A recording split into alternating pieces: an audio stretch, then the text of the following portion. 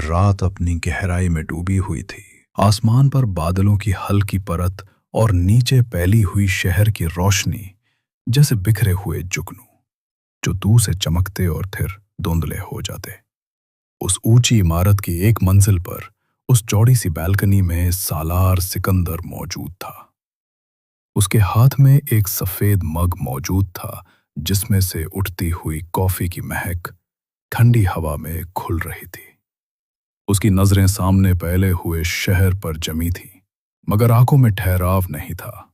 पूरी तरह काले रंग में लिपटा सालार सिकंदर इस वक्त शहर के एक पोश एरिया की उस ऊंची बैल्कनी में मौजूद था। ढीली सी ब्लैक टी शर्ट जिसकी आधी आस्तीनें उसके मजबूत बाजुओं पर हल्के से चढ़ी हुई थी। कपड़े का गहरा रंग आसपास की मध्यम रोशनी में और भी गहरा हो गया था, जैसे अंधेरे का हिस्सा हो। टी शर्ट के साथ उसने उसी रंग का लोअर आरामदेह लेकिन सलीके से पहना हुआ जो उसकी पर्सनैलिटी की सादगी और ठंडे रुआब दोनों को साथ लेकर चल रहा था। पैरों में मुलायम गहरे रंग के घर के स्लीपर जिनकी हल्की आवाज भी टाइल्स पर दबकर रह जाती थी। हाथ में सफेद मग लिए जिसमें से उठती कॉफी की भाप रात की हवा में खुल रही थी।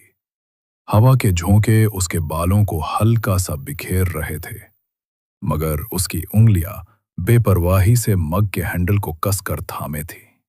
मग के किनारे से उठती भाप उसके चेहरे को हल्के हल्के छूकर गुजर जाती और उसके हाव भाव में कोई बदलाव ना आता। बैल्कनी से पीछे मुड़ते ही सालार का कमरा नजर आता था, जहां इस वक्त दरवाजा आधा खुला था और अंदर दीवार के साथ लगा काले ग्लास का एक साइड टेबल जिस पर उसका स्मार्टफोन जिसकी स्क्रीन बंद थी।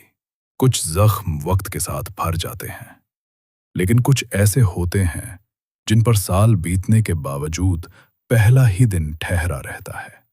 सालार सिकंदर के लिए भी वो दिन आज भी पहले की ही तरह ताजा था।